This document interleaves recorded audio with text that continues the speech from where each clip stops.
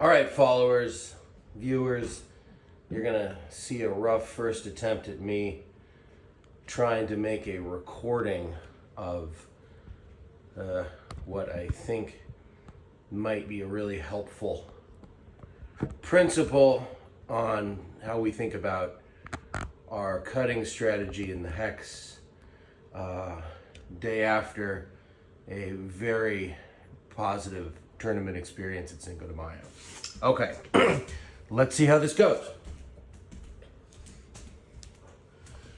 So I think we have a need to develop and agree on a more concrete, what I would call a clearing strategy in the hex, because I certainly experienced struggles when I personally would be upfield, getting double cutted, or myself double cutting somebody coming from the wing space.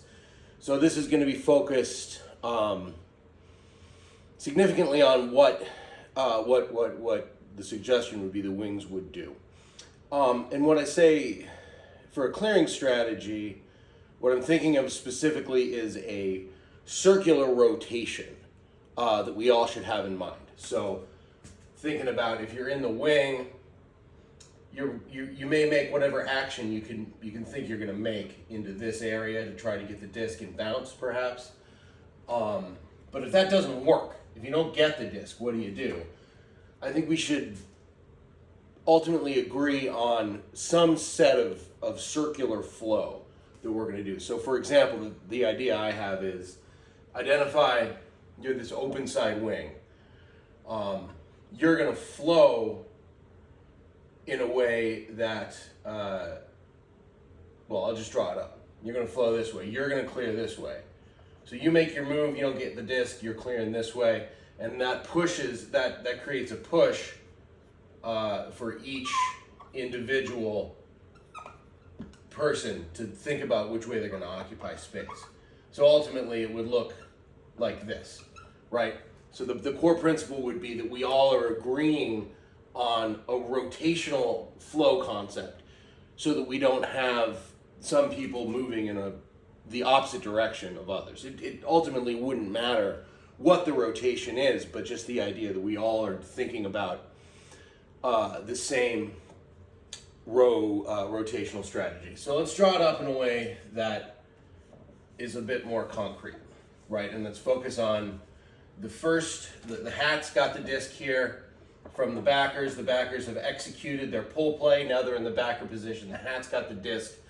And now we're thinking about the first forwards action and how this wing is going to read that. So say, for instance, that first forward makes a good, quick, fake deep, come under, but for whatever reason, this person's defender stops that up. So that first action is a good, strong cut that for whatever reason, this defender stops. So we don't get that under that maybe we wanted.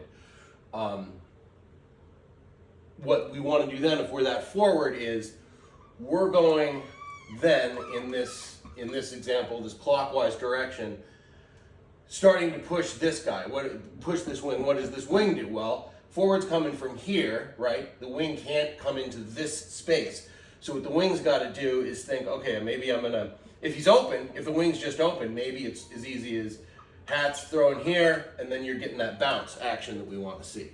But say that you don't have that easy bounce action, maybe you're doing a quick cut here, boom, initiating the bounce action, maybe here, boom, initiating that bounce action. Or if that's stopped up, then you are coming here and you're pushing this backer here and this backer here. Your wing here is looking to fill into that cutter space.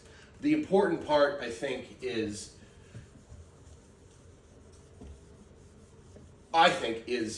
what if you're a wing, what shouldn't you be doing, right? So here I'm drawing myself up as the open side wing, okay? If we're thinking about having this clockwise flow strategy, if I'm this wing, I'm starting out, I'm chilling here, I'm kind of reading this forward. If I see this forward's getting stopped up, now the stall count's getting into, you know, say 4 or 5 territory, now it's time for me to go, right? And so, you know, if the bounce, if this defender's here, giving us the open bounce look, fantastic, great. In this instance, if you're the forward, say you're the forward, and you've been stopped here, you're starting to flow over here, but you also have to be cognizant that the first thing we want to do is this this bounce look from the hat to the wing. So you don't want to get too cloggy here. You still want to keep some depth. That's just basic hex principles, keeping that space. But so you see, you know, you can have a bounce. You can make little actions, as I said before, little actions trying to get open for a bounce. What you don't want to be doing is here, you don't want to come across, all the way across the field, because you are then kind of skipping rotations. Because while this first cut has failed, the second forward is still here, and we're still on stall 4-5. The second forward still has the opportunity to attack here. It still has the opportunity to go deep.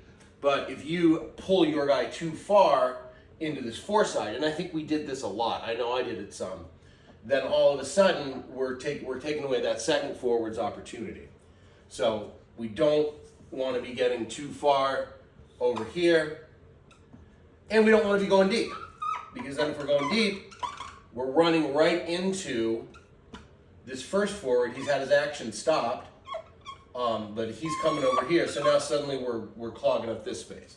So if we're shut down in that open side, right, we can't get the easy bounce. We're not able to create space with little button hook cuts like that. Then we get our clearing action. We're attacking here, and perhaps our guy overcommits. We can come back for the bounce, or we're there for the dump. And then we're pushing the existing backers.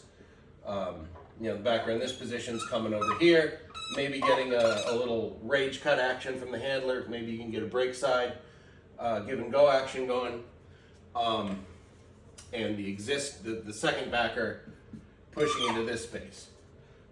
This offside wing in this instance would be reading these forwards, seeing that the initial forward action has been stopped up and is starting to push up field to fill, and be ready, particularly if any of these first actions, if the second forward gets the disc, you got a continuation move. You can, perhaps most ideally, you have a bounce strategy. You bounce the hat into power position. Here now, the hat's here, and your break side wing is suddenly very well set up to get a huck or get a big under on there. Thinking about it from the break side wing standpoint, hat's got the disc. You're thinking if you're the break side wing, because we're doing this sort of a flow, right, in this direction, obviously you're not looking to come back into this space. Don't want to do that. What you can do as you're reading this, perhaps if your guy's cheating you too much, so your guy's here, your hat can recognize, maybe I can get a flat break up, try to initiate a break side bounce, which is a little harder to do, but we can do it. But you're hanging here and you're occupying that space. If that little break side action doesn't come, you're not thinking about this cut, right? That's a bad cut, because that's going to be taking up the space that your open side wing needs, or your second forward, assuming that the first forward has gotten stopped up. So you're looking to push upfield, maybe come through. If the second forward has gone deep, maybe gotten too deep, maybe then you're looking to push upfield, make a nice athletic move, come in and save the day with a flatter cut. But more likely, you're looking to push upfield and be a continuation option for any of the foreside action that happens. or even, even be there looking for, if you get a bounce strategy, open side wings here, gets the disc. You can also be, maybe perhaps a quick throw there before they're set up. So, summarizing is that I certainly noticed there was a lot of congestion in our cutting action. And I think, any idea of instituting a circular flow as a default clearing or resetting strategy is what we want. I think intuitively the way I was proposing it makes sense because you're keying off of where the force side is. And I do think there's a big difference between how you want to play as this open side wing, where you've got so much small space here to go and initiate a bounce, and the bounce is just so much easier to initiate for the thrower if you're using the bounce to continue up the force side, just because of where the mark is placed. But there's no reason why we couldn't, if we get used to this, call an audible and do a counterclock. Say we're going to go counterclockwise just to change things up.